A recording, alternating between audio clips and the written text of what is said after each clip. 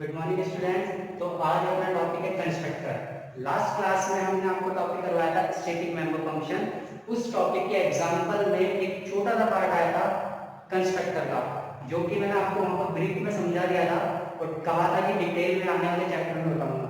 तो वो आने वाले चैप्टर का ये डिटेल में अपन बात करने वाले हैं आज कंस्ट्रक्टर की। तो constructor is a special type of member function. ठीक है, क्या समझे आप?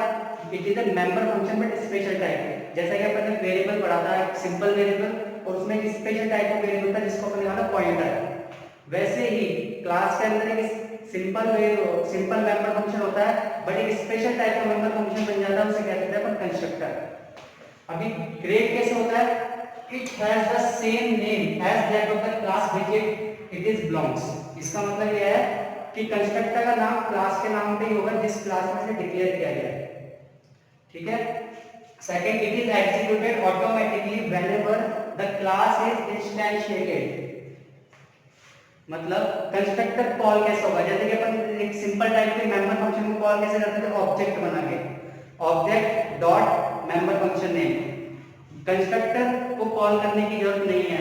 जैसे ही अपन मेन फंक्शन में क्लास का ऑब्जेक्ट क्रिएट करेंगे ऑटोमेटिकली कॉल हो जाएगा। ठीक है, ये लाइन आप दोबारा देखिए, व्हेनेवर द क्लास इज इंस्टेंशिएटेड। इंस्टेंशिएटेड मतलब क्लास का ऑब्जेक्ट, इंस्टेंशिएटेड वर्ड है इंस्टेंस, क्लास का एग्जांपल जो क्या होता है ऑब्जेक्ट बना हुआ बताया था। तो वैसे इसमें बोल रहा है जब क्लास इंस्टेंशिएटेड मतलब क्लास का ऑब्जेक्ट क्रिएट होगा तो कंस्ट्रक्टर ऑटोमेटिकली एग्जीक्यूट हो जाएगा। Third, it does not have any return type. बिल्कुल सही बात है। कंस्ट्रक्ट जैसे कि अपन लास्ट एग्जांपल में देखा था, उसमें अपन ने क्लास बनाई थी काउंटर और काउंटर कंस्ट्रक्टर बनाया था, पर इसमें कोई रिटर्न टाइप नहीं था। और नॉर्मल वेरिएबल जो मेंबर फंक्शन होते हैं नॉर्मल, उनमें रिटर्न टाइप होता है। ठीक है। It is normally used to initialize the data members of a class. Constructor का यूज अपन डेटा मेंबर्स होते हैं जो क्लास के, उनको इनिशियलाइज करने के लिए काम में लेते हैं। इनिशियलाइज आप जानते हैं किसी भी डेटा मेंबर किसी भी वेरिएबल को वैल्यू देना, that is called initialization. Next is it is also used to allocate resources such as memory to the dynamic data members of a class। दो तरह के अपन मेंबर बनाते हैं, स्टैटिक एंड डायनेमिक। स्टैटिक की बात इस वाली लाइन में हो गई कि डेटा मेंबर्स को इनिशियलाइज करता है। कंस्ट्रक्टर साथ ही डायनामिक डेटा मेंबर्स को भी इनिशियलाइज करवाता है। और डायनामिक डेटा मेंबर्स के बारे में आप अच्छे से जानते हैं।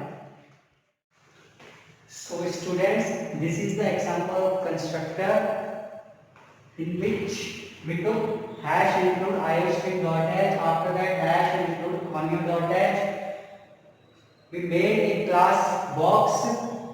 इसमें अपन ने डेटा टाइप लिया डबल और तीन वेरिएबल लिया विड्थ, हाइट एंड डेप्थ। अब यहाँ पर पब्लिक एक्सेस स्पेसिफायर यूज किया है जिसमें अपने कंस्ट्रक्टर बनाया बॉक्स। कौन सा कंस्ट्रक्टर है? बॉक्स। इसमें अपन ने विड्थ को 10 असाइन किया। कंस्ट्रक्टर में क्या बोला था? कंस्ट्रक्टर डेटा मेंबर्स को इनिशियलाइज करने के लिए यूज भी आता है। तो देखो यहाँ पर जो डेटा मेंबर्स थे विड्थ, हाइट और डेप्थ, तीनों को इनिशियलाइज कर दिया कंस्ट्रक्टर ने 10 से। तीनों को क्या वैल्यू दी थी? 10। इसके बाद एक और एक सिंपल मेंबर फंक्शन बनाया वॉल्यूम, जिसमें क्या लिखा? एक डबल वॉल्यूम वेरिएबल बनाया जिसमें फॉर्मूला अप्लाई कर दिया वॉल्यूम का, width into height into depth. उसके बाद वॉल्यूम को प्रिंट करवा दिया।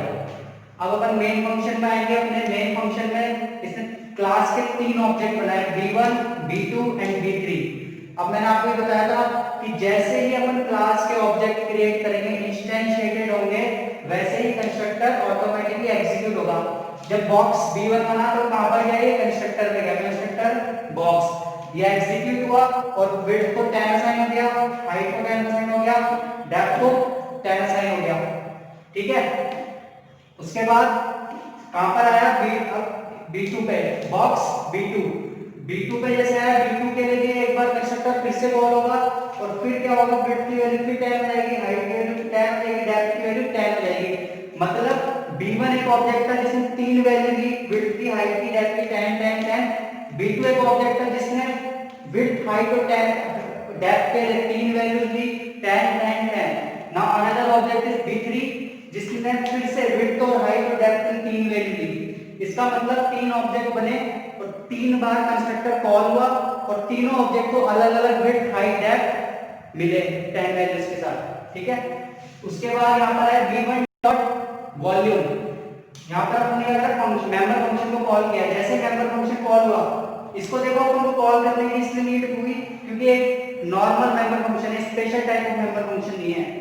जब इसने इसको कॉल किया, यहाँ पर आया, यहाँ पर क्या हुआ, width into height into depth. Width में 10 था, हाइट में 10 था, डेप्थ में 10 था, 10 इनटू 10 इनटू 10 1000 किसको असाइन हो गया, वॉल्यूम को, ठीक है। अब यहाँ पर आके अपन ने सी आउट में वॉल्यूम को प्रिंट कर दिया, देखो आउटपुट वॉल्यूम इज 1000 आ रहा है, ठीक है। वापस ये आया इसमें मेन फंक्शन में क्या, v2 dot volume, again volume को कॉल किया, फिर से विड्थ की वैल्यू 10, हाइट की वैल्यू 10 और डेप्थ की वैल्यू 10, 10 into 10 into 10 फिर से 1000 और यहाँ पर फिर वॉल्यूम प्रिंट हुआ, फिर से आ गया output volume is 1000। Again v3 dot volume, again 1000 and again 1000 print, volume is 1000। Now program is complete, ठीक है। और आप समझ गए होंगे कैसे कंस्ट्रक्टर को अपने यूज किया है। Okay, thank you, keep revising.